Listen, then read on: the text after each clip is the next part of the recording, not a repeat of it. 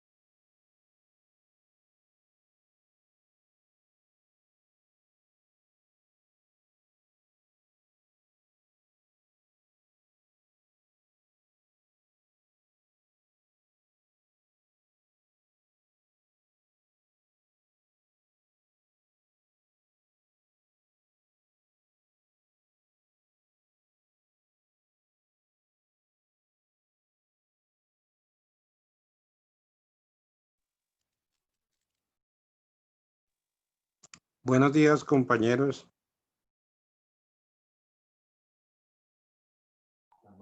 Buenas noches.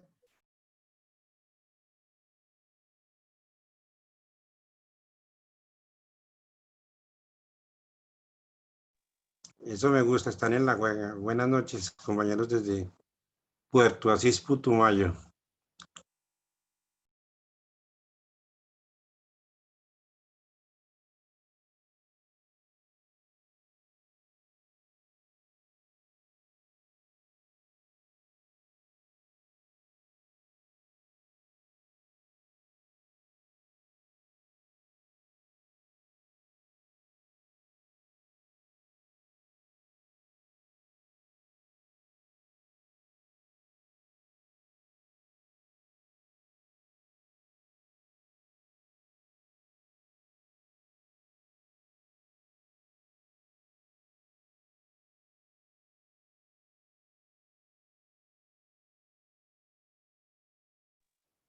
Compañeros, ¿alguien me puede decir hasta cuándo estudiamos en diciembre? ¿Hasta el 16?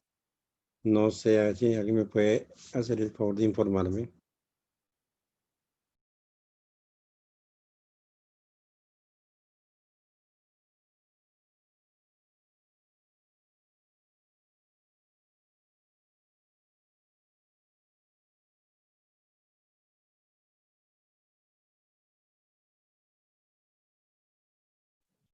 No estoy segura, pero creo que es hasta el 7. Creo, pero no sé de verdad.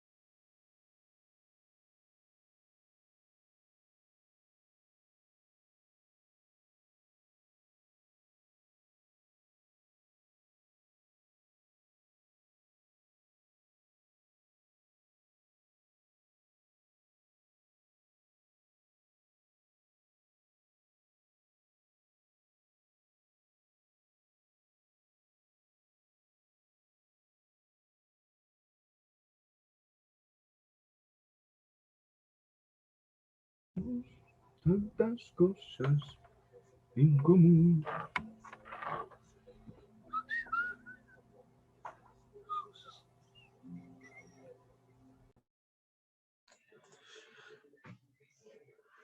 Buenas noches, infortunados alumnos, ¿cómo están? Profesor, buenas noches. Doctor, buenas noches, ¿cómo está? Buenas noches, profe. ¿Cómo van? ¿Todo bien? Bien, sí, Magnífico el profe.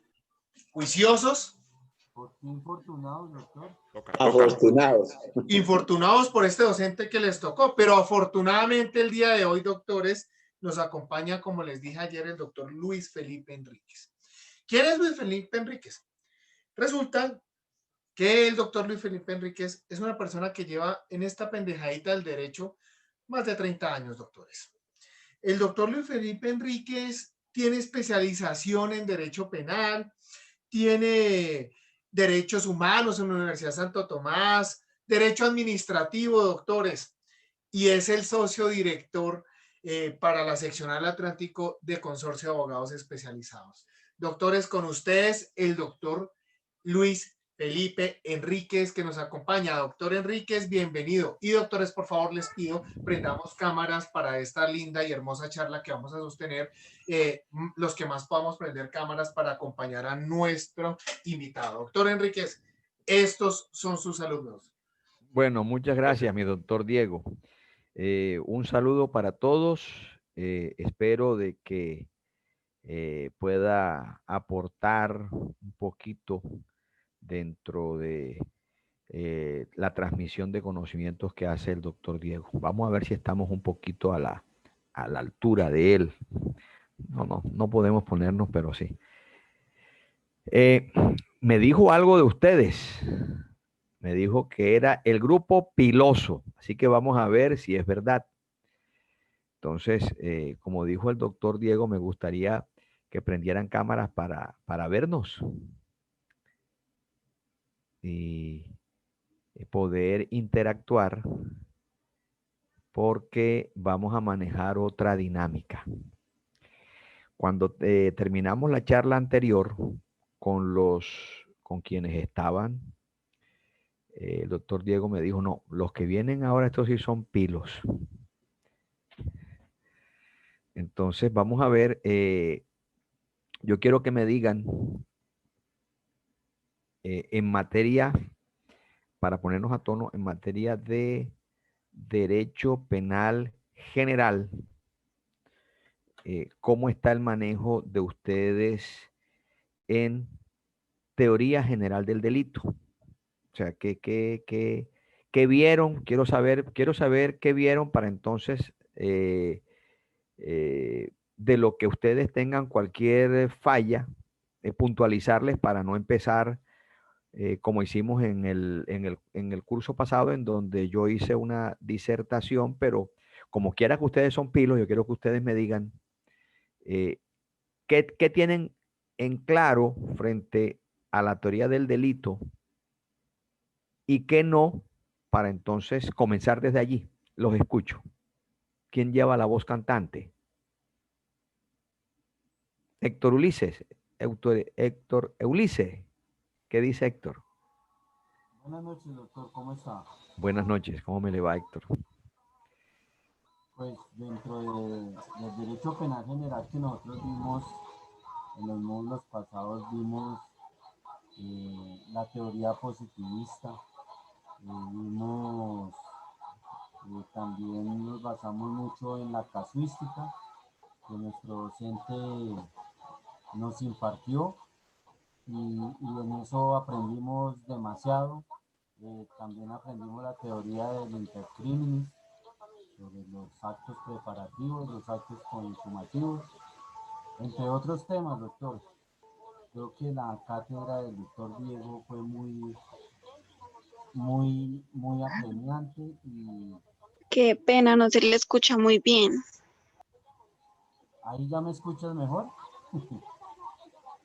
Entonces, Sí, ya, gracias. entonces fue muy constructiva y pues me gustaría que otros compañeros me ayudaran porque la mayoría venimos de un solo grupo. A ver, José Alfredo, ¿qué dice? Gracias, doctor. Buenas noches. Buenas noches.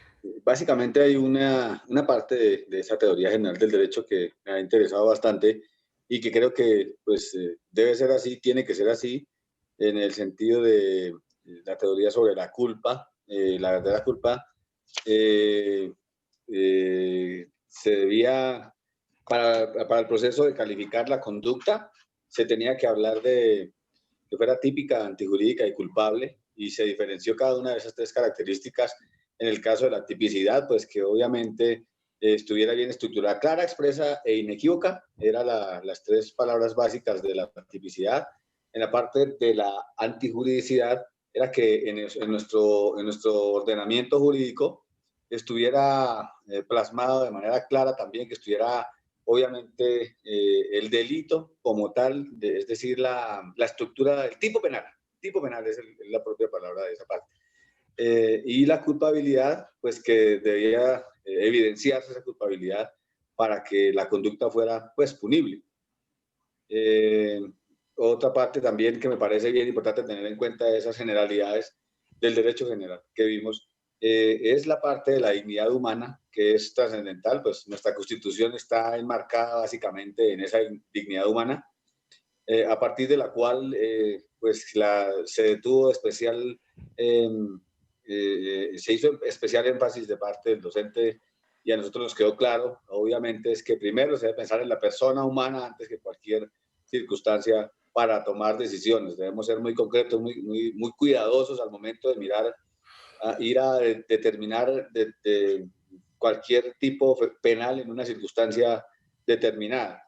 Esas circunstancias me acuerdo así. Listo, listo, mi doctor. La doctora Elizabeth, ¿qué nos dice?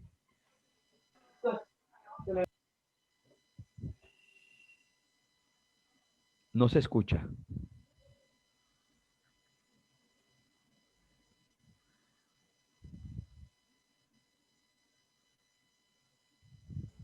Activa el micrófono.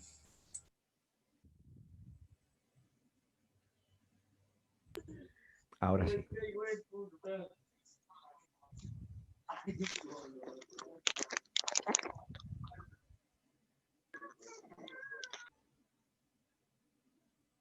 No se escucha, Elizabeth. Bueno, ¿qué nos dice José Luis? Mientras Elizabeth se...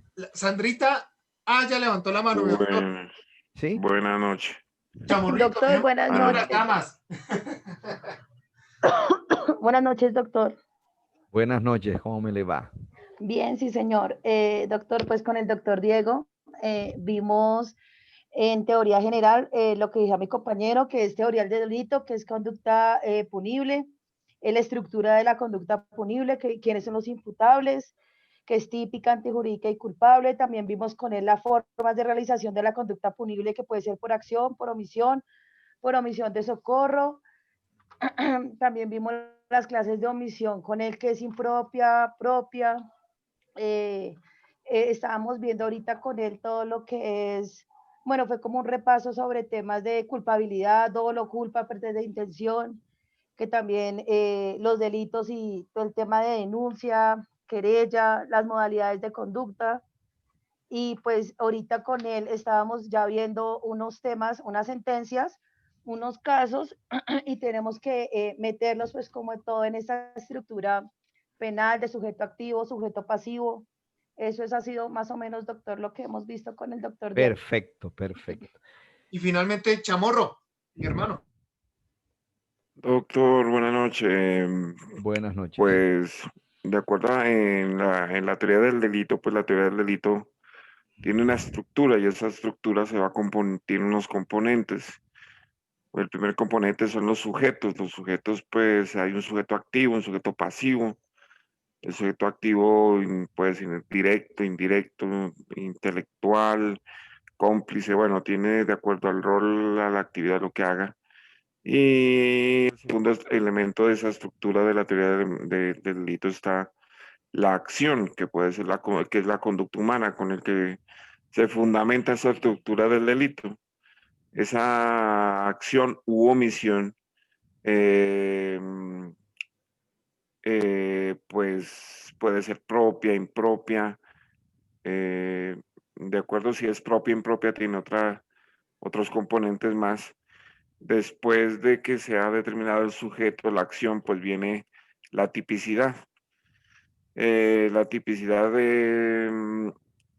luego de la tipicidad, pues en la estructura de la teoría del delito se puede hablar de la antijuricidad.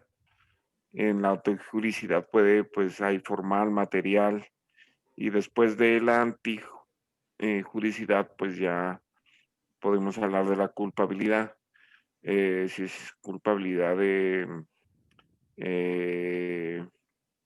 se me escapa algo. Luego de la culpabilidad viene la penalidad, pues ya como tal, porque esa es la estructura, la punibilidad del hecho de la acción que se cometió. Esa es como la estructura general Perfecto. de la teoría del delito. Sí, señor. Bueno, sí, hay un buen manejo. Voy a hacerles un recorderis mucho más profundo del que se hizo con el primer grupo, porque veo que ustedes tienen un buen manejo. Bueno, como quiera que el derecho penal lo que reprocha y eleva a tipos penales son comportamientos de los seres humanos. Y ese comportamiento tiene un vector. Ese vector es la conducta humana. Sí, porque dentro de esta interacción social que tenemos todos los seres humanos, en esta interactuación, el legislador escoge unos comportamientos que cree que se salen de los roles. Cuando hablo de roles ya estamos metidos en otro aspecto. Bueno, y los eleva a un tipo penal. Entonces, ¿cuándo podemos hablar de delito? Podemos hablar de delito es al final. O sea, cuando se cumplen todos unos pasos, pero pasos que van a tener un efecto práctico dentro del proceso penal. Porque esta parte, que es la parte sustancial, se va a llevar a cabo a través de unos instrumentos que nos da el derecho procesal. ¿Para qué? Para establecer si o no una persona es responsable jurídico penalmente. Entonces, esa acción, para establecer que la acción que le corresponde a un sujeto determinado es pasible de sanción penal, se requiere que esa conducta sea típica, antijurídica y culpable. Entonces, como ustedes ya lo dijeron, ese comportamiento pueden ser unas acciones omisivas o unas acciones positivas, acciones y omisiones. Esa acción y omisión, ese comportamiento debe encuadrar dentro de una definición que ha hecho el legislador en unos estancos llamados tipos penales. Esos tipos, eso fue un aporte alemán de Belling, el Tatbestand. No sé si mi alemán es bueno, no sé. No, yo repito. Entonces, ese tipo penal, allí se describe el supuesto de hecho, es decir, la descripción abstracta que hace el legislador, como por ejemplo, tomemos uno, el delito de homicidio, el que mate a otro. Es una descripción abstracta que encierra una prohibición, no matar. Aunque los tipos penales están descritos de manera positiva, el que mate, el que se apropie de cosa mueble ajena. Entonces, siempre están en la realización de una acción. O sea, están gramaticalmente construidos en forma positiva, pero su contenido es negativo. Es decir, es la norma de prohibición, o sea, el contenido, el sustrato, que es no matar, no hurtar. Entonces, allí ya tenemos el aspecto así, de manera muy rápida, lo que es la tipicidad, que no es más que la adecuación de ese comportamiento que se realiza en la realidad objetiva, esta tangible, que se acomoda en esa descripción abstracta que el legislador ha hecho en un tipo. Pero eso no es suficiente. Esta adecuación típica debe contrariar al derecho, sobre todo al derecho penal. O sea, porque la antijuridicidad, ese predicado, eso que se dice, que se predica de que es contrario a derecho, pertenece a todo el ordenamiento jurídico. Es decir, cuando nosotros incumplimos un contrato, estamos realizando un comportamiento antijurídico civil. Cuando una persona es despedida injustamente, el empleador está realizando un comportamiento antijurídico laboral y así sucesivamente frente a otras áreas del derecho. Entonces, lo que se requiere aquí es que esa antijuridicidad sea de connotación penal. Entonces, se habla de que ese comportamiento es antijurídico porque contraviene una norma penal que tiene un contenido prohibitivo, no hurtar, no matar, y cuando la persona realiza ese tipo penal, se está encuadrando en un comportamiento típico que a la vez es antijurídico, pero esa antijuridicidad así, mirada así de esa manera, es una antijuridicidad formal, es decir, está contrariando la norma. Y lo que el legislador espera es que esa contrariedad sea realmente que produzca una consecuencia jurídica, que lesione o que dañe efectivamente ese bien jurídicamente tutelado. Entonces ya ahí sí estaremos frente a una antijuridicidad no formal sino material, cuando se lesiona o se pone en peligro ese bien jurídicamente tutelado. ¿Ves? Ya tenemos, cuando se da este binomio de que la conducta es típica, o sea, la conducta concreta es típica y a su vez es antijurídica porque no concurre en ella ningún eximente de justificación, es decir, que justifique el actuar contrario a derecho, como por ejemplo una legítima defensa, en cumplimiento de una orden, todas las que trae, algunas de las que trae el artículo 32, no todas, porque las otras algunas son eximentes de culpabilidad. Pero entonces, estas que justifican el hecho, o sea, el hecho realizado, cuando se da este binomio que ya decimos que la conducta es típica y antijurídica, se dice de que estamos frente al injusto, que el injusto es la conducta concreta típicamente antijurídica, pero ya la conducta concreta en la realidad.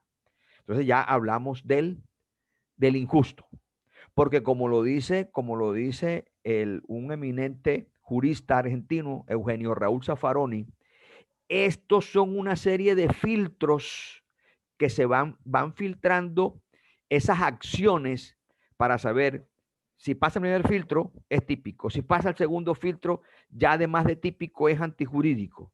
Luego viene un tercer filtro. Podemos llamar un último filtro, que es la culpabilidad. La culpabilidad, mucho antes se decía que era una relación, en una relación subjetiva. Ya ahora con la teoría normativa, unas teorías, se establece que es netamente un juicio de reproche que se le hace a la persona que ha realizado un comportamiento típico y antijurídico. Es un juicio de reproche porque las personas deben actuar acorde con la normatividad. Es decir, él puede decir, él, por más que haya recibido una ofensa, puede escoger un comportamiento acorde al derecho. Entonces se dan lo que han llamado unas causales de culpabilidad, que anteriormente las causales eran dolo y culpa, porque ubicaban al dolo y la culpa en la culpabilidad, pero ahora, y eso fue un aporte del finalismo, ese dolo y culpa ya lo encontramos a nivel típico, porque eso forma parte de la acción. Antes se tenía una acción totalmente, lo que llamaban antes una acción ciega, desprovista de contenido de voluntad. No, y ya tiene voluntad, porque usted, para realizar algo, debe haberlo conocido y querido. Entonces ya hay que ubicarlo a nivel de tipicidad. Ya la culpabilidad quedó desprovista de esos elementos que antes se tenían, y ahora se habla de las causales, primero un presupuesto de imputabilidad. La imputabilidad es necesaria, es decir, que la persona sea imputable, que mentalmente sea una persona que pueda ser un destinatario de la norma y comprender la norma. Es decir, es imputable. Porque si es inimputable, hasta allí llegaría ese proceso, y no haríamos el análisis de culpabilidad, porque no tendría sentido. Porque ¿qué juicio de reproche se le puede hacer a una persona que es inimputable? Ninguno. Porque no comprende. No se deja, o sea, en él la norma no va a causar ningún efecto. Él no tiene la capacidad para comprender la norma.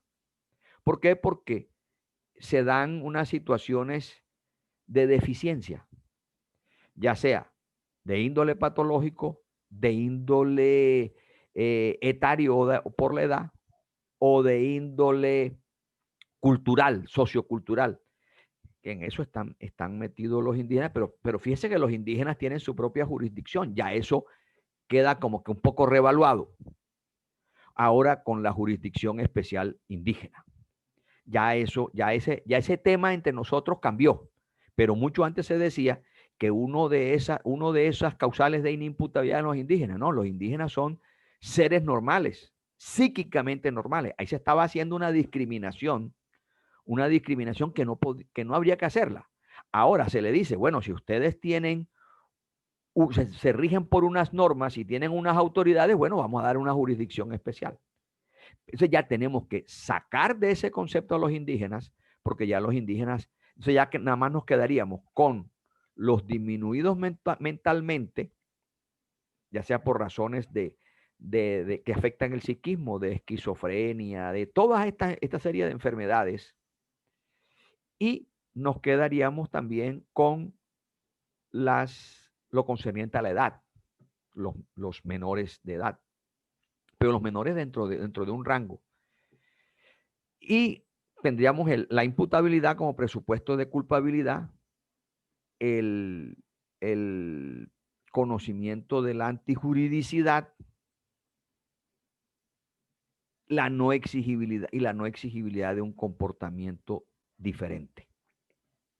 Entonces, ya cuando la persona ha realizado una conducta típica antijurídica y estaba en condiciones de actuar de otra manera, estaba en sus plenos conocimientos mentales, tenía el pleno conocimiento de la antijuridicidad de su comportamiento, a ella le era exigible otro comportamiento, a menos de que ese comportamiento, como dicen los doctrinantes, los comportamientos heroicos e imposibles no se le pueden exigir a nadie.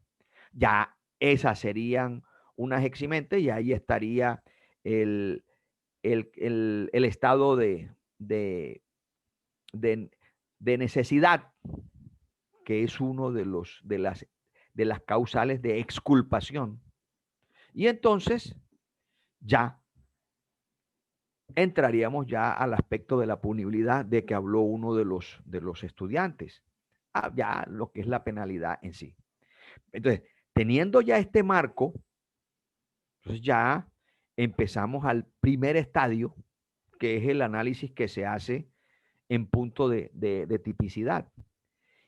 Y en ese punto de tipicidad, que es donde se concreta de manera real y específica cuando se contradice la norma. Entonces, estamos hoy frente a los comportamientos que atentan contra la administración pública. La administración pública, que es el bien jurídicamente tutelado. Y como nos dijera nuestros auditorios, que esos elementos del tipo, ya vimos los elementos del delito, ahora vamos a ver los elementos del tipo, que son 3 elementos: sujetos, objetos y conductas. Recuerden que siempre es un binomio. Sujetos, 2 sujetos, un sujeto activo o sujeto agente, un sujeto pasivo. 2 objetos, un objeto material y un objeto jurídico. Y la conducta sí, que es una sola. Esta conducta está representada en un verbo rector o núcleo rector del tipo cuando es uno solo, o verbos alternativos en que cualquiera que se dé se consuma el tipo penal. Igualmente, dentro de esos elementos del tipo encontramos otros que son accidentales, como son los ingredientes normativos y los ingredientes subjetivos. Y encontramos también unos dispositivos amplificadores del tipo, como son la tentativa y la participación, que ya ustedes veo que tienen el manejo. Entonces, ya a grandes rasgos, conociendo lo que son los elementos del tipo, ya podemos ir, cuando se hace ese análisis en la parte especial, ese análisis se hace de cara a estos elementos del tipo. Es más, cuando ustedes salgan a la vida jurídica, ya sea como litigantes, sea como jueces, sea como fiscales, si es que se van a dedicar a esta área del derecho penal, a esta área del derecho, perdón, que es el derecho penal, observarán que esto va a ser de uso cotidiano y obligatorio. ¿Por qué? Porque a la acusación, cuando se acusa a una persona de que cometió X o Y delitos, el fiscal tiene que hacer este ejercicio. ¿De qué? De hacer el análisis típico. Y entonces tiene que ver si el sujeto es determinado o es indeterminado, si se dan los ingredientes, si es un tipo penal en blanco, si se dan algunas eximentes de justificación, si no se da, ¿por qué no se da en el caso concreto? Muy a pesar de que pudiese presentarse.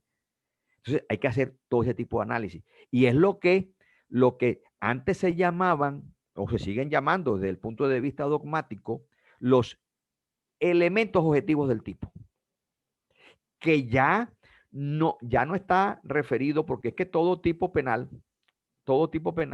es una oración gramatical. Y como oración gramatical tiene un sujeto y un predicado. Y como oración gramatical tiene todos estos elementos, pero que para cada tipo en específico trae unos elementos específicos y concretos para ese tipo penal. Y es lo que se llaman elementos objetivos del tipo. Que si el doctor Diego les ha hecho una relación que creo que sí. Eso es lo que la Corte ha desarrollado ahora desde una famosa magistrada, Patricia Salazar Cuellar, lo que ha llamado el hecho o los hechos jurídicamente relevantes. Es decir, hechos jurídicamente relevantes es igual a elementos objetivos del tipo, que son los que se requieren que se den para cada tipo penal. Si eso no se da, no hay un encuadre típico, no hay tipicidad y por lo tanto no se le puede acusar, que son los hechos jurídicamente relevantes. Entonces, estos hechos jurídicamente relevantes dentro de los delitos contra la administración pública estarían, vamos a tomar el delito de, vamos a comenzar con el peculado. En el delito de peculado, en el cual el bien jurídicamente tutelado, o sea, el objeto jurídico es la administración pública. Es lo que se protege. Es lo que va a ser objeto de lesión o de peligro. ¿Por parte de quién? Por parte, ya sea por parte del servidor público o por parte de un particular en ciertos tipos penales en que es el particular el que atenta contra ese objeto jurídico denominado administración pública.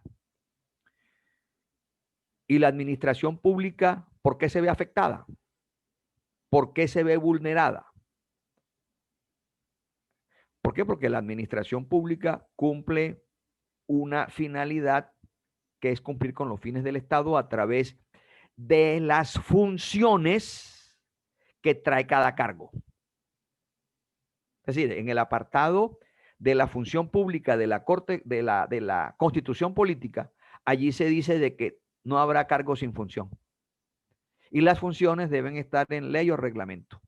Entonces, lo que aquí se ataca, lo que aquí se desarrolla mal es la función pública que afecta a la administración pública que debe ser proba, recta y honorable. En ese entendido, el sujeto, para hacer un análisis tal cual como lo traíamos, el sujeto activo en el peculado es un sujeto activo cualificado, porque se requiere que sea servidor público. Esa es la condición. Ahora, ¿cuándo se está frente a un servidor público? Ya sabemos que los servidores públicos son elegidos o son nombrados. O sea, hablando en estricto sentido. Porque después nos vamos a encontrar en cuando los particulares cumplen ciertas funciones públicas de manera transitoria o permanente. Que eso es otra cosa. Pero la noción de servidor público nace cuando se elige, ya sea por el voto popular o elecciones hechas a través de los cuerpos colegiados. Como por ejemplo, el procurador es elegido por el Senado de la República, mientras que el defensor del pueblo es elegido por la Cámara de Representantes. Los contralores departamentales son elegidos por la Asamblea. Los contralores distritales son elegidos por el Consejo. Y así. Y otra forma de servidor público es cuando se da la modalidad de nombramiento. Ya sea en provisionalidad, ya sea de carácter cuando no tiene, uno es en provisionalidad y otro es cuando no es provisional el cargo. Entonces se requiere de que haya un nombramiento. El procedimiento es este: hay un nombramiento, se nombra, ya sea de manera provisional o de manera permanente, se nombra, Segundo, se acepta el nombramiento. Tercero, se confirma el nombramiento cuando se presentan todos los requisitos de idoneidad para cumplir con esa designación, y luego viene la posesión. Cumplido estos 4 pasos, ya se es servidor público, frente a los servidores que son nombrados, no a los servidores que son elegidos. Los servidores que son elegidos, ellos se presentan como candidatos, reúnen unos requisitos y salen por elección. Ese es el sujeto activo cualificado, servidor público. Ahora, este servidor público, esos elementos objetivos del tipo es que se apropie, debe apropiarse. Si no se apropia, no se da el peculado por apropiación, se dará otro tipo penal. Él tiene que necesariamente apropiarse, es decir, ejercer actos de señorío, pero no señorío lícito, sino ilícito.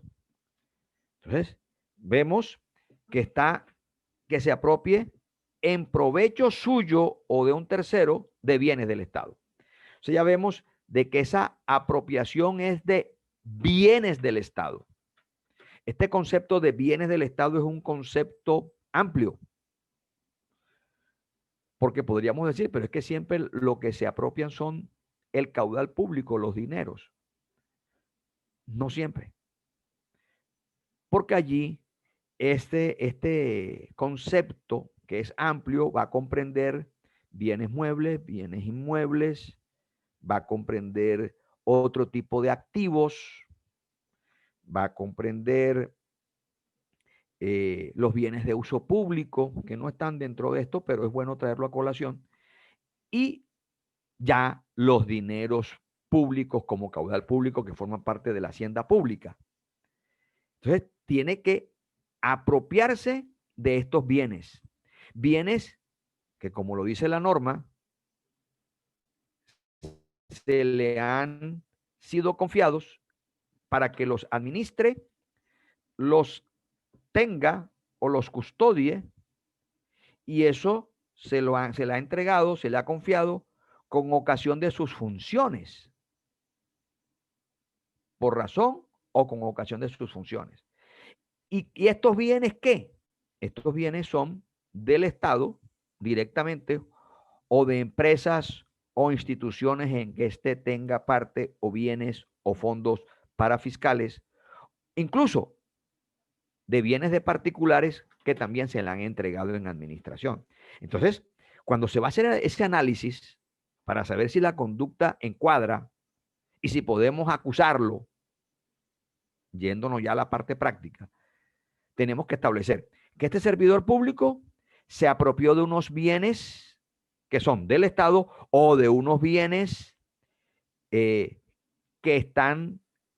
pertenecen a empresas del Estado, como las empresas industriales y comerciales del Estado, las sociedades de economía mixta, las empresas sociales del Estado, que son las que desarrollan el sector salud, es decir, los antiguos hospitales. Entonces, hay una apropiación de estos bienes, ya sea, mire, vea, en provecho suyo de un tercero, y que esto se le ha confiado por razón de su cargo para que los administre, los tenga o los custodie. Todos estos elementos objetivos del tipo o hechos jurídicamente relevantes, la persona ha tenido que realizarlos. Si no los realiza, es decir, si esta persona fue amenazada de muerte, ya allí no podemos decir de que su comportamiento encuadra, porque sí, es un servidor público, sí es un servidor público. ¿Se apropió? Sí se apropió. ¿De bienes del Estado? Sí, de bienes del Estado. ¿Por razón de su cargo? Claro, por razón de su cargo, de sus funciones, claro que sí. Pero él actuó constreñido porque lo estaban amenazando de muerte o de muerte a sus hijos. Entonces ya él no realiza porque no es autor, porque ha sido utilizado como instrumento, ha sido instrumentalizado, como llaman. Entonces, esta persona es lo que se conoce como fue un instrumento. El verdadero autor es el hombre de atrás, es decir, el que lo está utilizando, porque él es un mero instrumento. Entonces, ya allí vean ustedes cómo opera una situación en que, muy a pesar de que mirado así desprevenidamente, sí, el Señor realizó, pero ya auscultando de manera más profunda, si se dan, o sea, hablando aquí hipotéticamente, ya no lo estaría realizando. Todas estas situaciones en el campo de la realidad y en el campo ya de la aplicación práctica del derecho, hay que mirarlas. ¿Por qué? Porque es lo que nos va a ofrecer la realidad, y esa realidad tenemos que confrontarla con la norma. Entonces, no se daría si se logra establecer de que este señor fue obligado por una tercera persona, bajo amenaza. Ya esa sería otra situación. Y entonces, fíjense ustedes cómo ya no se presentaría. Pero manifestando de que la persona haya actuado por su propia voluntad, ya tenemos que este peculado, que es un hurto a la hacienda pública, un hurto al caudal público, un hurto a los dineros del Estado. Además que este peculado, cuando es en provecho propio, también produce la realización de otro tipo penal, que es el enriquecimiento ilícito de servidor público. Porque se apropia, pero se está enriqueciendo ilícitamente. Ahora, puede ir concursando con prevaricato.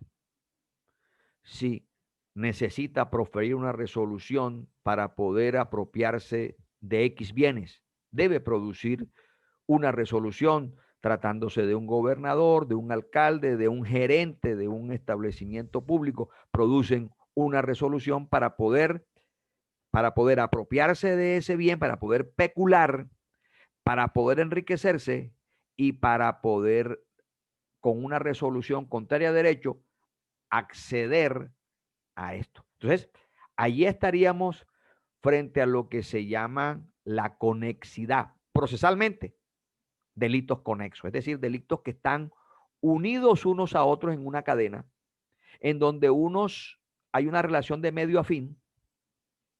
Es decir, usted prevarica como delito fin, como delito medio, para llegar al delito fin, que es el peculado. Y usted se enriquece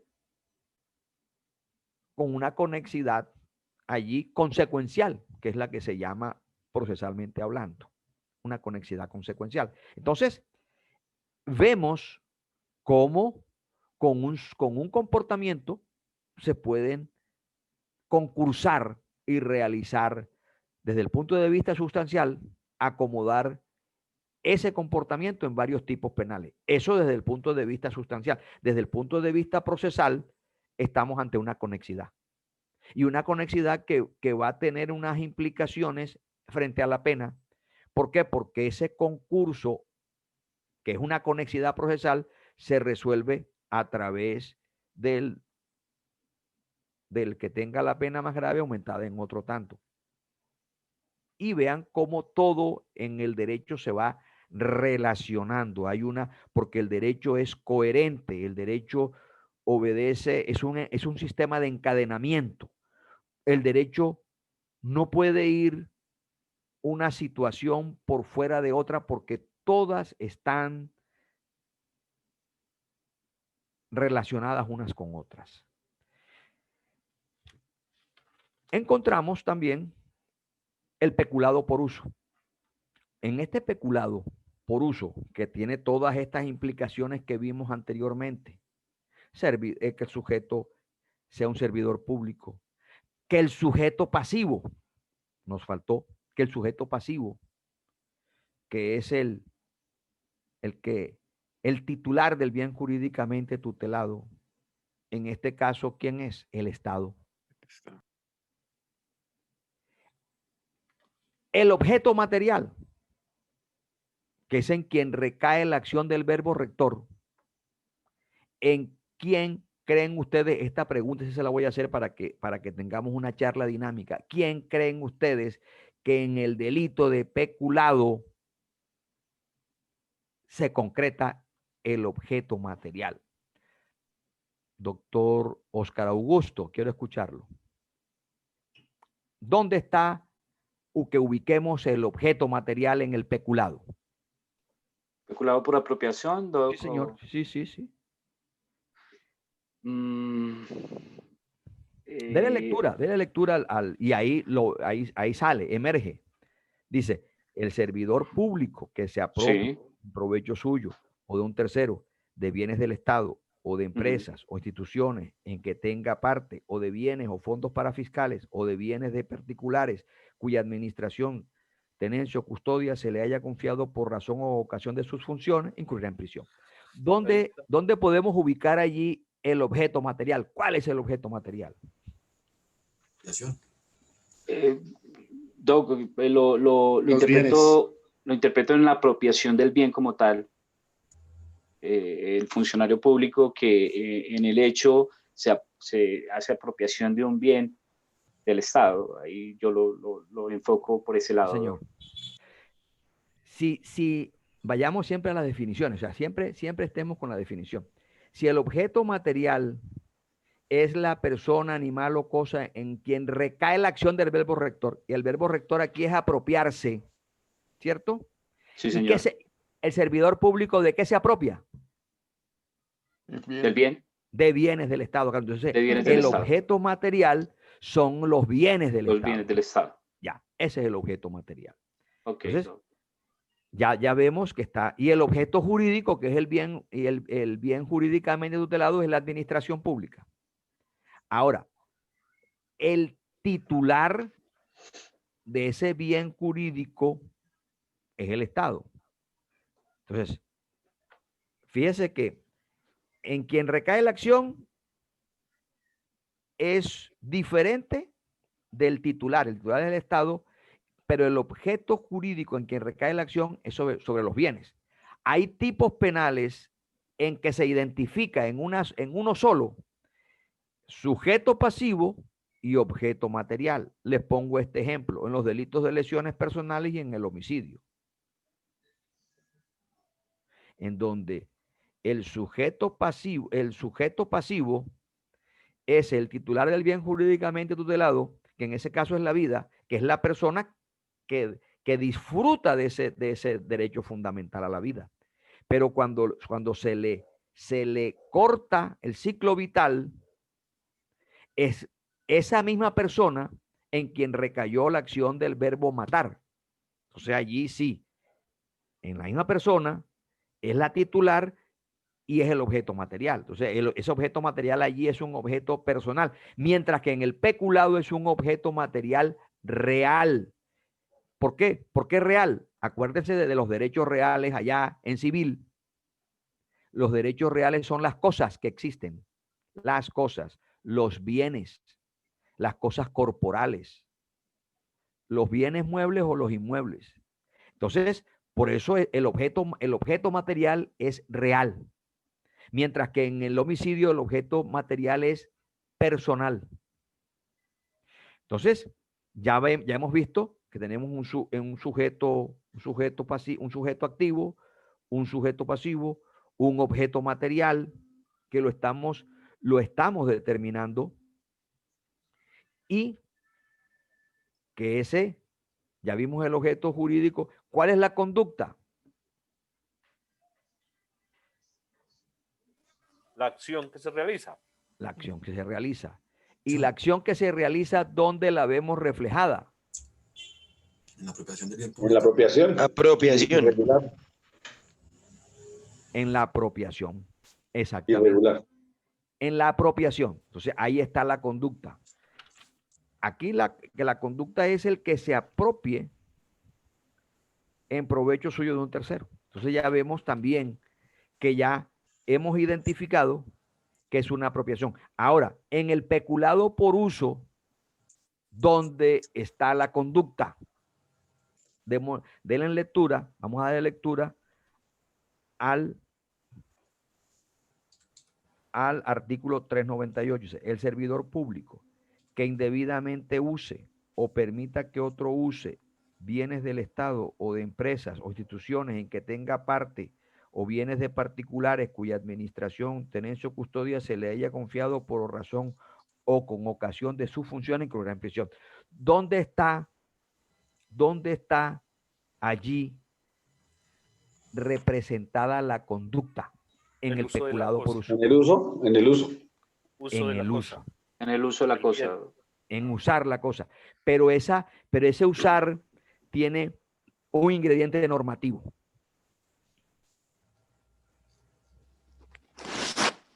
La omisión, doctor, que dice que el que permita. Es un bien del Estado. La omisión de sus funciones. El que use o permita. Es un bien del Estado. A ver, tienen que identificar. En la custodia que se le haya confiado por razón de ocasión de los funciones. La conducta. Ya estábamos bien. La conducta es usar.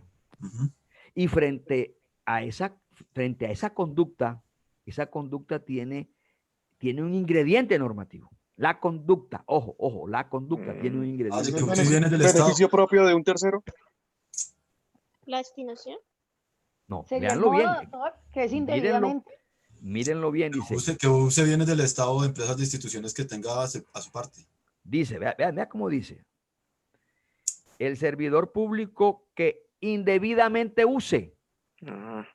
El modo, indebidamente. Indebido. O sea, ese ingrediente normativo está sustentado, está allí en lo indebido. Porque si usted le da el uso que él funcionalmente tiene, es debido.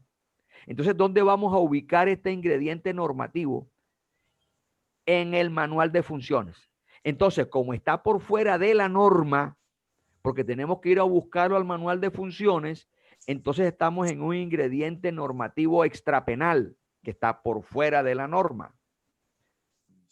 Esa norma, como ingrediente normativo que es como me lo recordó el doctor Diego en la charla anterior, estamos hablando de lo que él de manera atinada dijo, tipos penales en blanco. Entonces, aquí encontramos una norma de reenvío, que es el uso indebido. Ese uso indebido tenemos que entonces irnos, ¿dónde? Al manual de funciones. Ok. Yo tengo, se me ha presentado acá, yo no manejo mucho y se me presentó, aquí veo que dice 67 segundos hasta apagar. Entonces, si se me apaga, me vuelvo a conectar, doctores. Ok, doctor.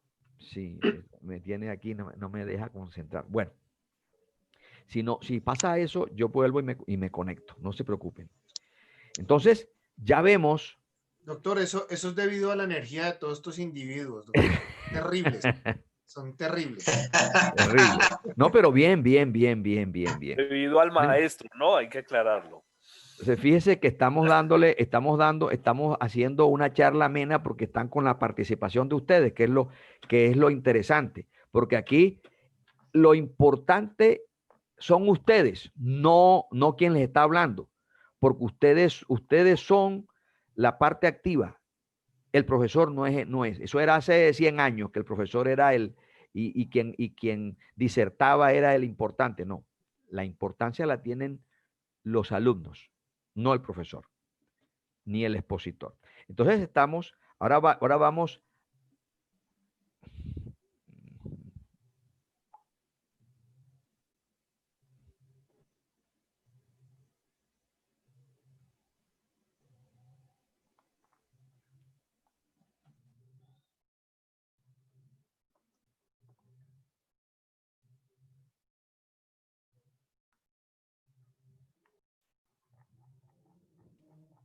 Creo que sacó al doctor.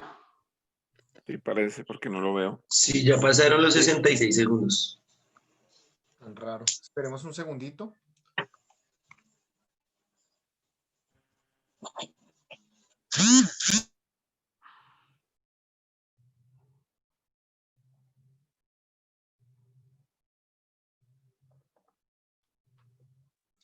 En efecto lo sacó, una vaina rarísima, no entiendo la razón, pero ya está haciendo la reconexión. Dame un segundito, por favor.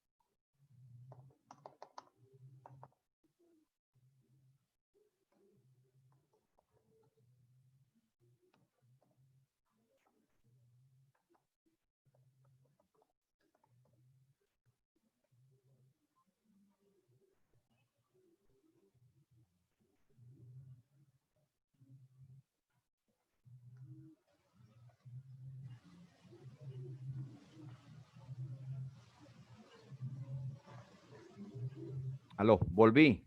Perfecto, doctor, te escuchamos. Sí, bueno, es que esto a mí a veces me da duro. Bueno, entonces, vamos ahora al peculado por aplicación oficial diferente. Igualmente, lo dicho anteriormente es válido frente a la exigencia de que es un servidor público que dé. Aquí es importante, ya no es... Vaya, mi amor, subas en la camita. Aló. Tranquilo, doctor, siga. Bueno, ya no es apropiarse ni usar. Ya aquí es dar. El que dé a los bienes del Estado o de empresas o instituciones en que éste tenga parte, cuya administración, tenencia o custodia se le haya confiado por razón o con ocasión de sus funciones, aplicación oficial diferente de aquella a que están destinados o comprometa sumas superiores a las fijadas en el presupuesto o las invierta o utilice en forma que no esté prevista en perjuicio de la inversión social o de los salarios o prestaciones sociales de los servidores, incurrirá en prisión. Le hago la misma pregunta. ¿Dónde está la conducta? ¿Y ante qué tipo de conducta nos encontramos? Ojo, ojo a la pregunta. ¿Dónde ubicamos la conducta? Y si estamos frente a qué tipo de conducta. Doctores. La conducta sería, doctor, dar, comprometer, invertir, utilizar. Exacto. Entonces, esa era la conducta. Sí. ¿Y cómo se llaman esas conductas cuando se presentan así?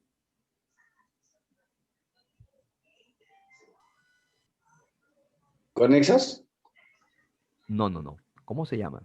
No, ya la conexidad es a efectos de cuando se presentan diferentes tipos penales. Es frente a los tipos penales. ¿Dolosa? No.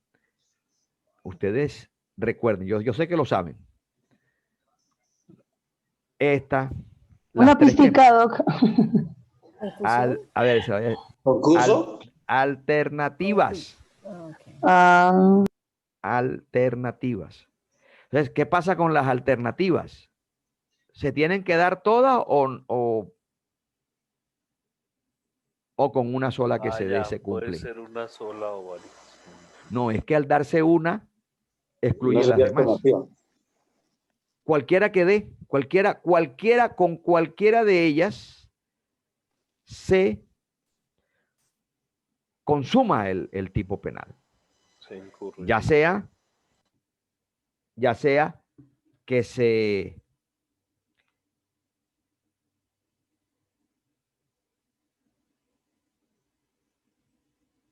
ya sea que se dé aplicación, ya sea que comprometa, o sea, porque es comprometer, comprometa sumas superiores, o invierta. Entonces, los verbos rectores son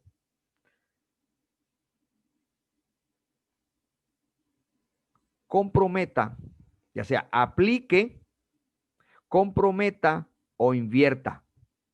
Cualquiera de las tres, ya sea cuando se aplica, cuando se da la conducta por aplicación, cuando se aplica, cuando se, en los rubros, por ejemplo, ahí se da la aplicación oficial diferente.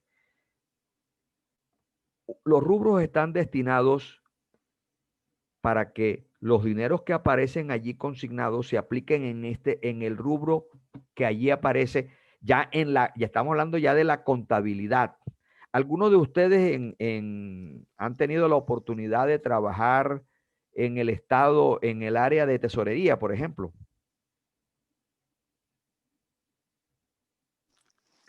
No, ¿o no? Sí, doctor, cuando se direcciona un capital, cuando se destina un dinero para cierto proyecto o para cierta labor. Eso es precisamente lo que está diciendo su merced. Es un monto definido de dinero direccionado para cierto proyecto o para cierta obra. Que tiene una determinación y se utiliza para otra. Sí. Perfecto, está bien. Luego encontramos otra forma comportamental cuando dice que es comprometer, cuando comprometa sumas superiores a las fijadas en el presupuesto. Aquí se da cuando se presupuesta y hay un certificado de disponibilidad presupuestal y hay un registro presupuestal aplicable a un contrato para asfaltar una carretera. Y eso vale 10 pesos, por decir. Y se contrata por 20 pesos. Es decir, se está comprometiendo sumas superiores a las fijadas en el presupuesto. Se da el peculado por aplicación oficial diferente. Y luego encontramos invertir o utilizar en forma no prevista en este. Es decir, no sabía, ni siquiera había un proyecto y se tomó y se invirtieron unos dineros o se utilizaron unos dineros para ese proyecto. Entonces, como ustedes pueden ver, aquí no hay ninguna apropiación, no hay un uso indebido. Allí lo que se reprocha, ¿aló? Escuchamos. Sí, perfectamente. Se me congeló la imagen. Escucha perfecto. No me escuchaban. Entonces, aquí lo que se reprocha es la desorganización del Estado, que el Estado debe estar organizado y ordenado. Entonces, ¿por qué? Porque es que el gasto público es presupuestado. O sea, como es presupuestado, obedece a una organización contable del Estado. O sea, aquí no se está reprochando, o por decirlo en lenguaje coloquial, castigando por el hecho de haberse apropiado o hurtado de unos caudales públicos o por haber usado indebidamente esos bienes públicos en provecho del propio servidor público o de un tercero, sino el destinar, porque de todas maneras se está invirtiendo en fines del Estado, pero no en lo que el Estado ha organizado de cómo, cuándo y por qué se hacen esas inversiones. Porque no pueden estar al arbitrio de los servidores públicos, sino que debe obedecer a unas necesidades y esas necesidades haber pasado por el sedazo, ya sea de una junta directiva, si hablamos de una empresa del Estado, o por una corporación hablando del alcalde, porque necesita que esa autorización la dé el consejo.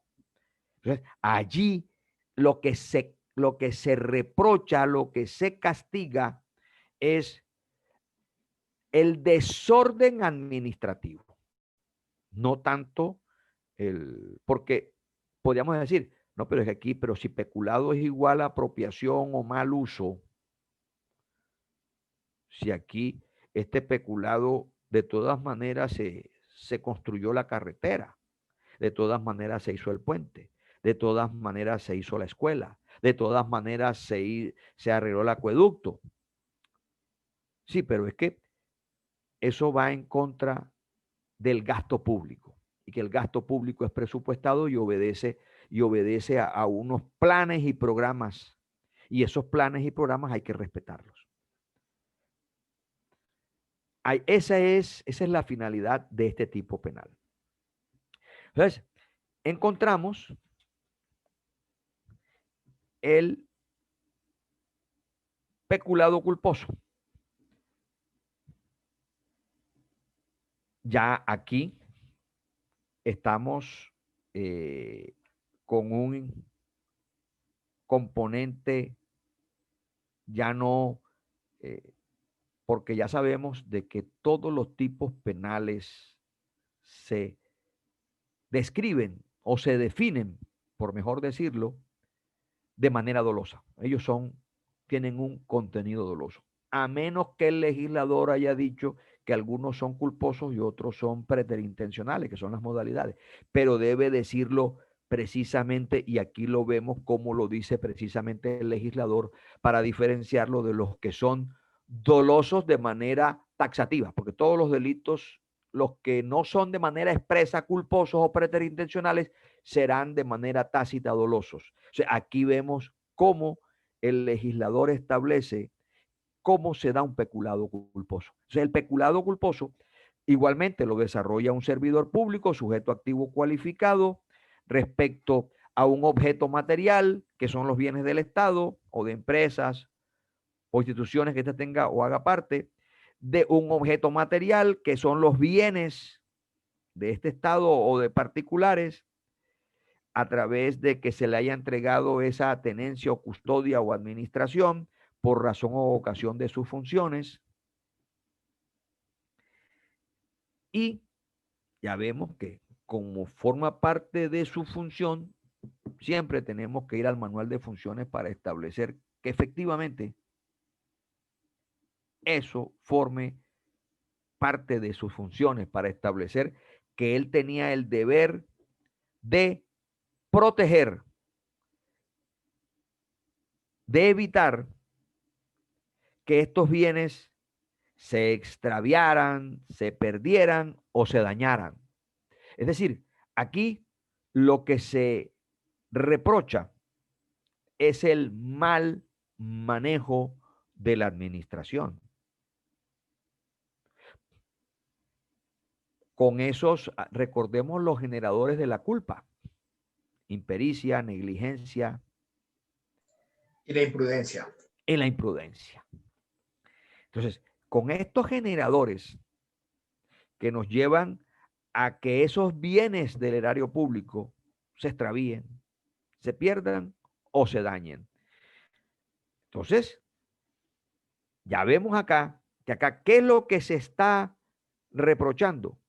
Mal manejo, un manejo displicente, o no se estaba preparado, no se era idóneo para llevar a cabo la administración de esos caudales públicos, o se actúa de una manera imprudente, es decir, sin el deber de cuidado objetivo que le era exigible.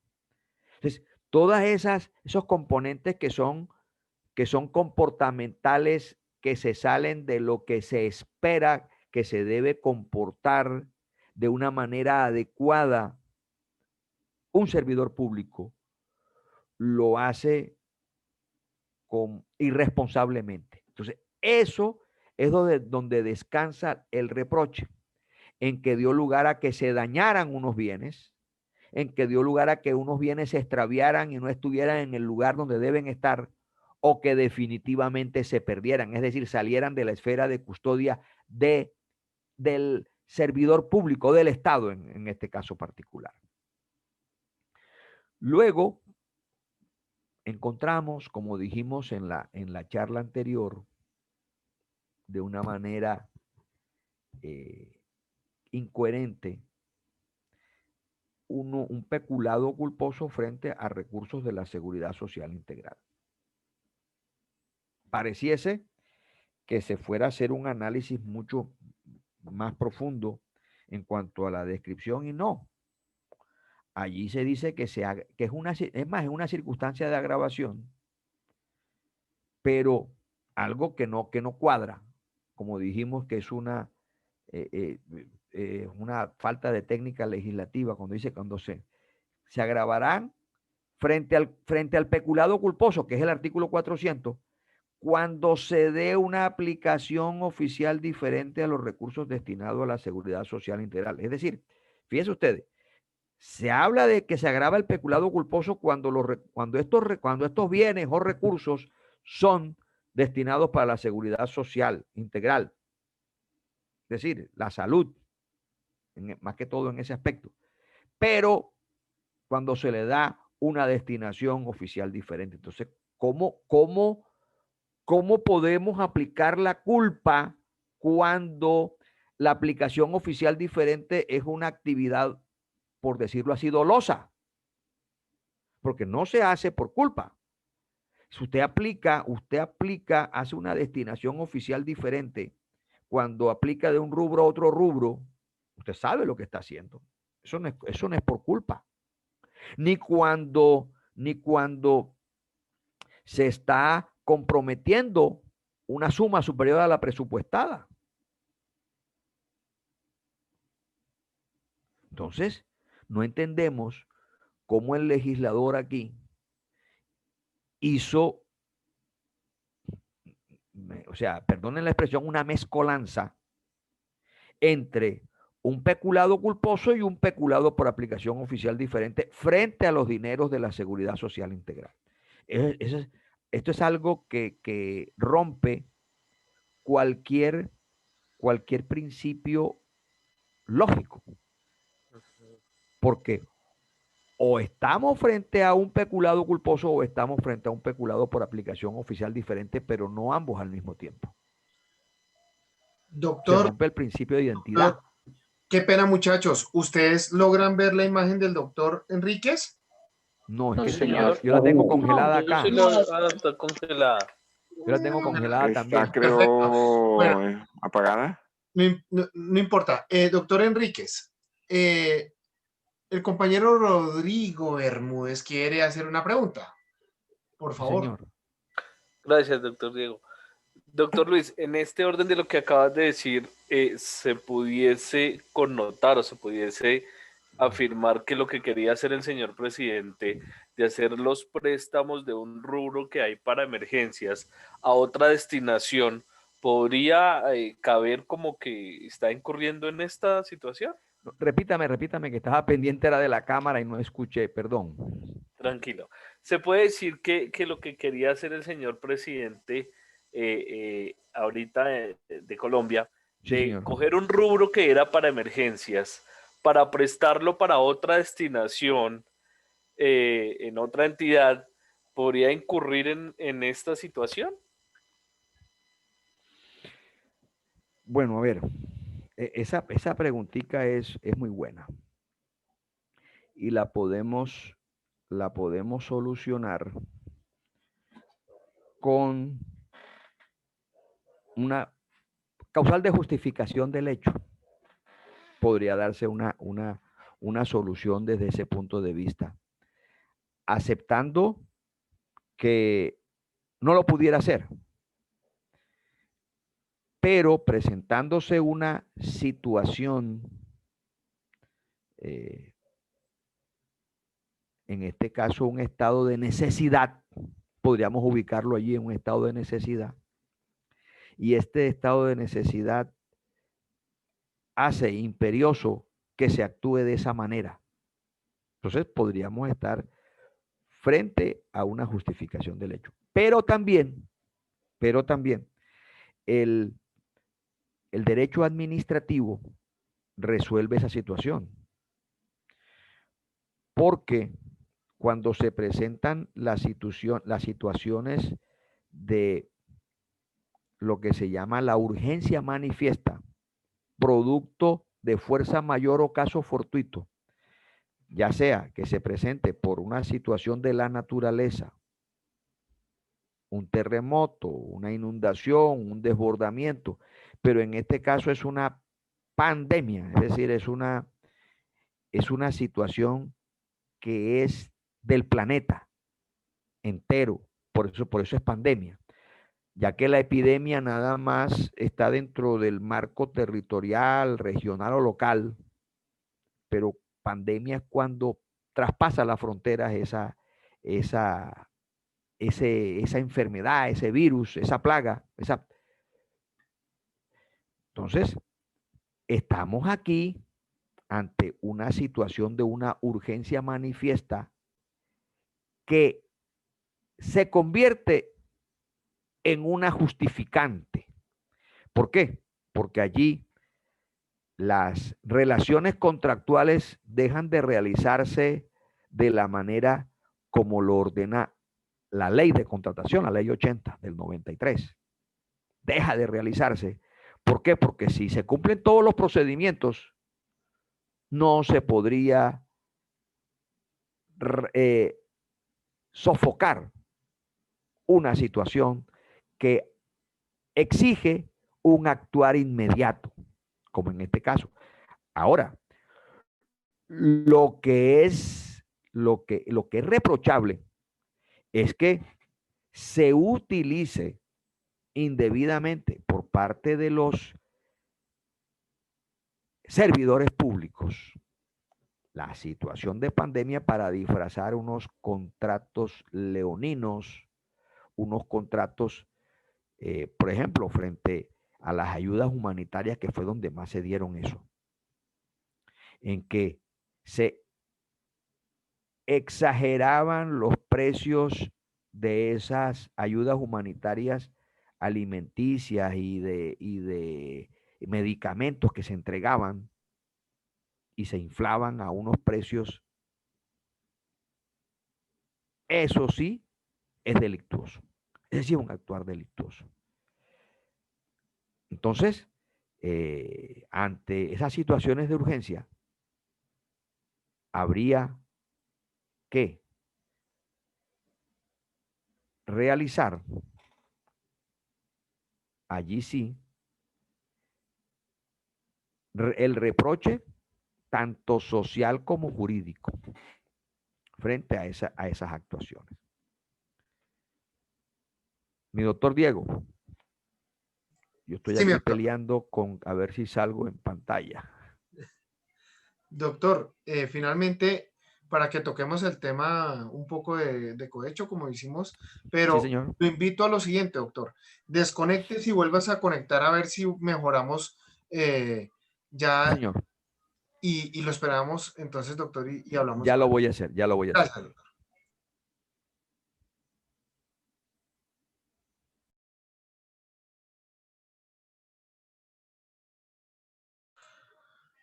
Doctores queridos, si Dios quiere, en el mes de enero es muy probable que se genere la vinculación a la universidad del doctor Luis Felipe Enríquez como docente. Qué bueno. Entonces, muy chévere, muy chévere. Muy bueno. Y si Dios quiere, pues vamos a ver, y si él acepta el doctor Enríquez para tratar de que sea el profesor de ustedes de procesal penal o por allá adelante el consultorio jurídico 4, que también ustedes saben que van a manejar el tema de penal.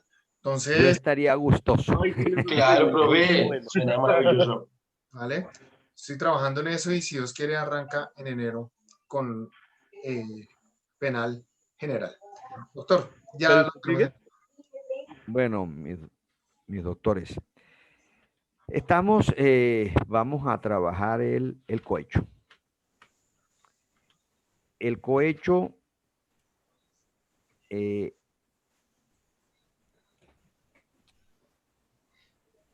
como yo lo decía, y se lo dije al grupo anterior de ustedes, este es un grupo de delitos que está conformado por 3 modalidades de cohecho.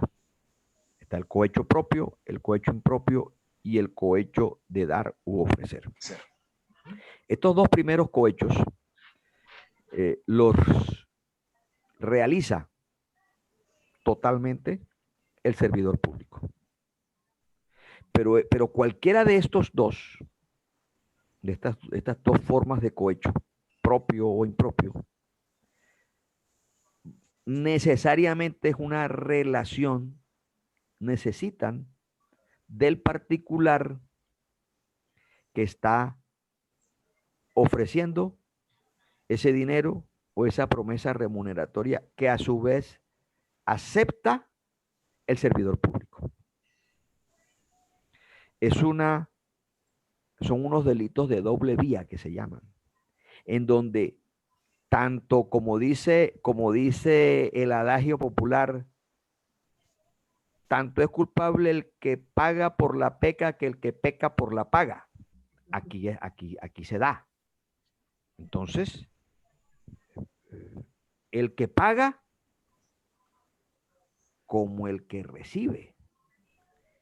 Entonces, está aunque en nuestra historia jurídica no muy lejana, se dieron unos cohechos de una sola vía.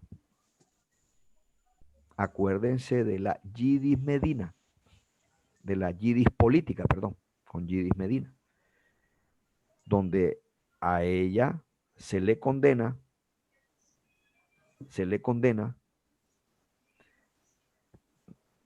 por realizar un acto de sus funciones y Vox Populi se sabía de que le habían entregado una notaría, pero nunca, y quedó de una sola vía, nunca se estableció el por qué recibió esa notaría, quién la dio, quién la ofreció. Es decir, nunca hubo el cohecho de dar u ofrecer. Pero ya entrando en materia, en el cohecho propio, seguimos que es un sujeto activo cualificado, es el mismo servidor público. Entonces aquí establecemos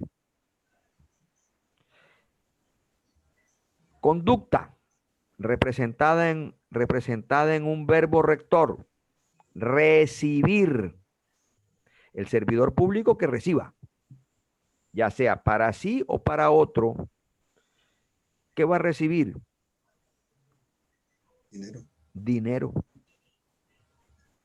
U otra utilidad. Dice, dinero u otra utilidad, como en el caso de la notaría, fue otra utilidad. O acepte promesa remuneratoria. O sea, ya, como es una promesa, es a futuro, donde se le va a remunerar. ¿Por qué? ¿Y por qué se le va a remunerar? Ya sea directa o indirectamente, para retardar u omitir un acto propio de su cargo.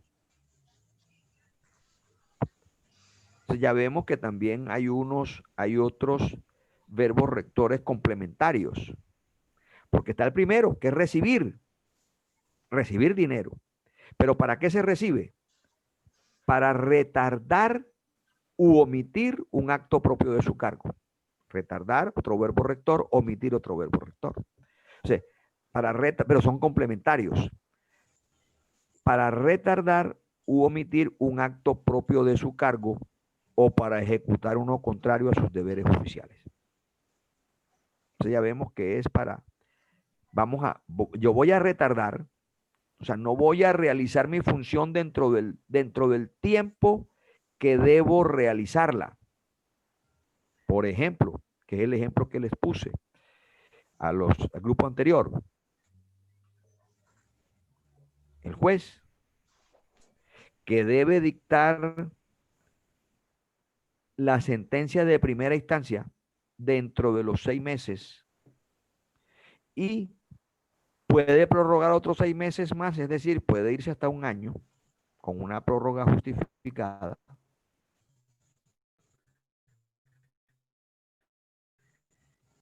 Pero sin embargo, se retarda más del año, que es lo que funcionalmente puede hacer, y retarda.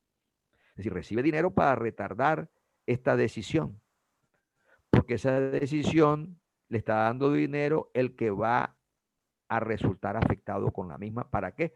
Para seguir beneficiándose de lo que se pretende dentro de ese proceso. Si es un proceso civil, si es un proceso laboral, lo que se pretenda, de la pretensión que se está pidiendo por parte del demandante y que a todas luces se ve que va a salir de esa manera como se presenta en la demanda.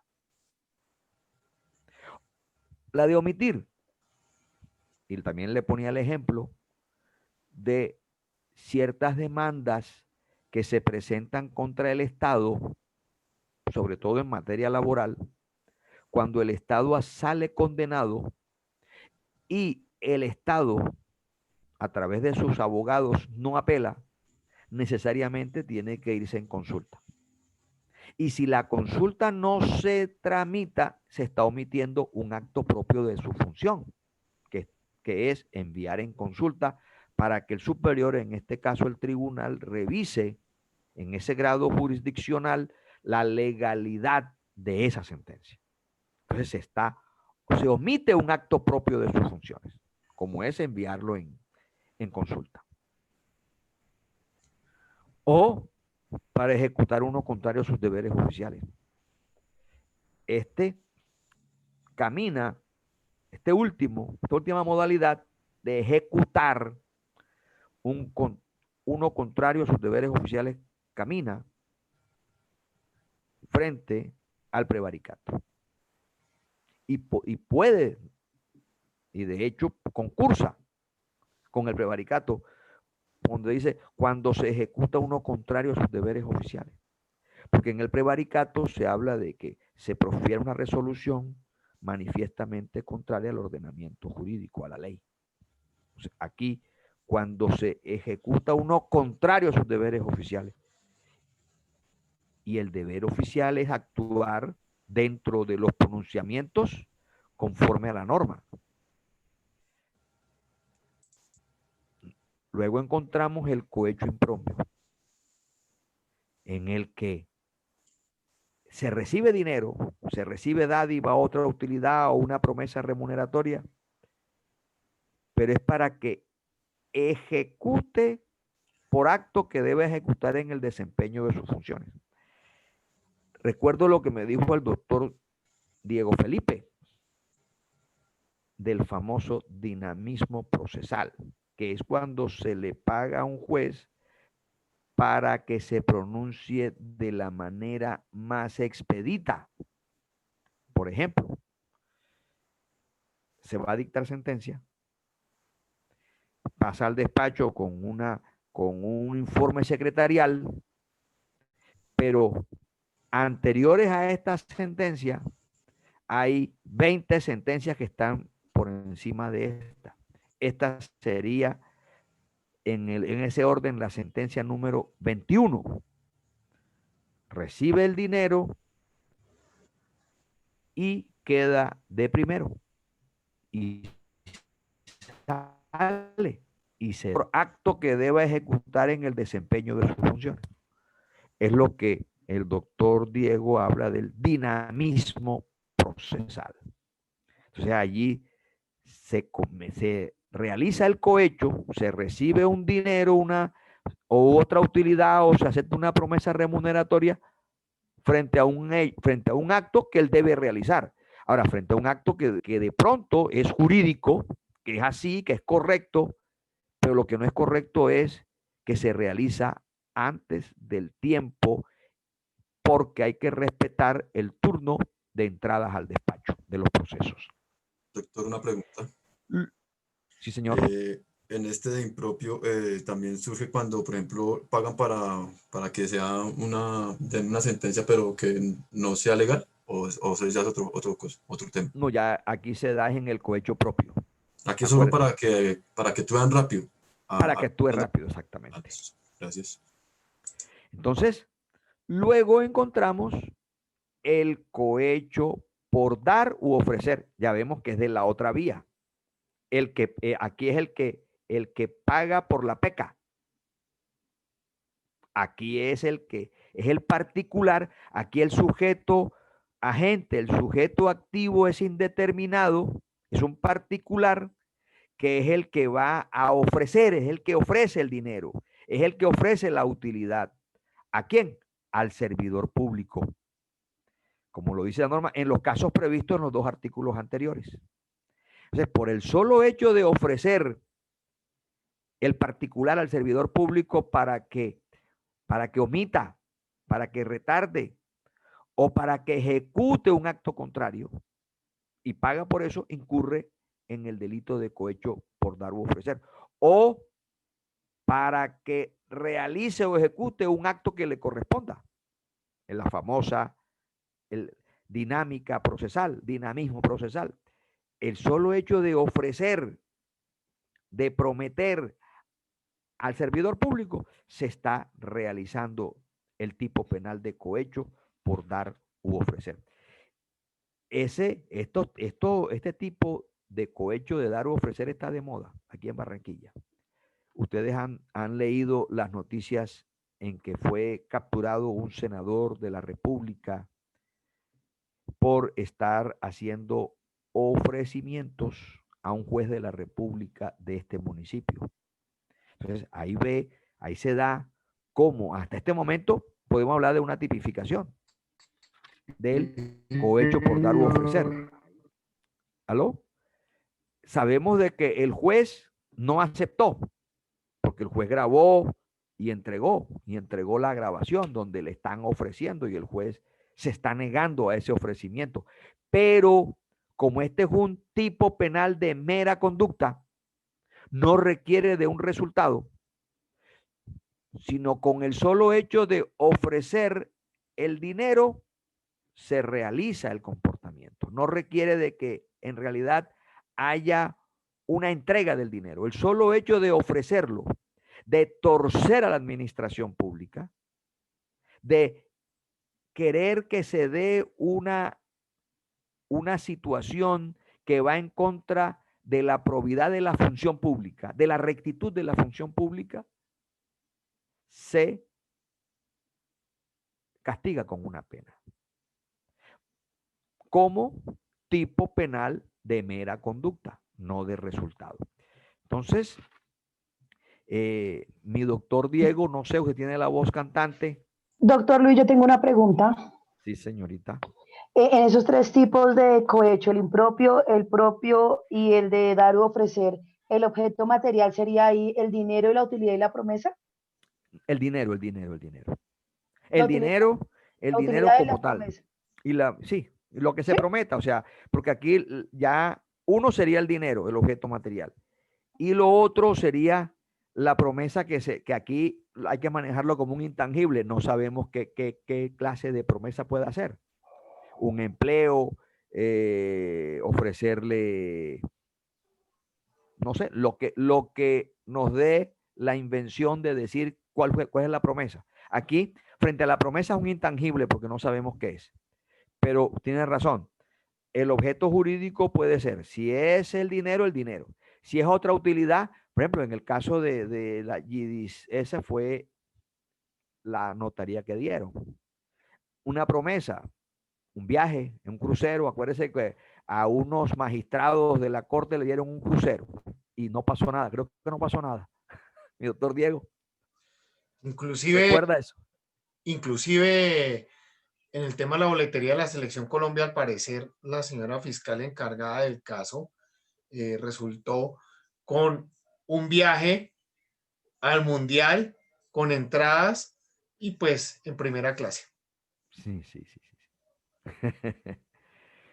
¿Sí? Bueno, doctor, yo creo que ya estamos muy avanzados en la noche. Para nosotros es un placer haberlo tenido el día de hoy, con la esperanza que usted sí vaya a ser miembro de exactamente los docentes de esta universidad a partir del mes de enero, doctor. Están muy contentos los muchachos por haberlo tenido el día de hoy a usted, un magnífico profesional, haciendo la advertencia a doctores que lo conocí en un estrado judicial en el cual eran como 6 abogados defensores y como 9 representantes de víctimas, y uno se da cuenta cuál es el abogado bueno y cuál no es el abogado bueno, y finalmente pues hice una buena empatía con el doctor Enríquez, tan es así que es quien comanda las riendas de mi firma en el Atlántico. Entonces, es un honor para mí. Doctores, por favor, un aplauso para el doctor Enríquez de agradecimiento por haber estudiado. Por favor. No, agradecido estoy yo por haber gracias. Muchas gracias, Doc. Un auditorio Gracias por tan fabuloso, tan bueno. Compartir su conocimiento. Y Doctor, para querido. mí sería un honor ser su profesor el año entrante porque la docencia es una retroalimentación y yo sé que ustedes me aportarían muchísimo más de lo que yo puedo aportar, porque el docente es un incentivador, nada más, un despertador de unos intereses, pero ustedes con sus intervenciones lo retroalimentan a uno en el momento en que uno está enseñando, está aprendiendo, porque se está autoeducando. El doctor Diego es testigo de excepción de eso, ¿cierto, mi doctor? Claro, y tal cual como lo dijo el doctor, incentivador. Por eso los he incentivado tanto, doctor, a que se salgan de las otras ramas del derecho, porque el que puede lo más, puede lo menos. Dios los bendiga, que estén muy bien. Gracias. Buena clase. Gracias, Doc. Gracias. Bueno, hasta mañana. Gracias, buenas noches. Buenas noches.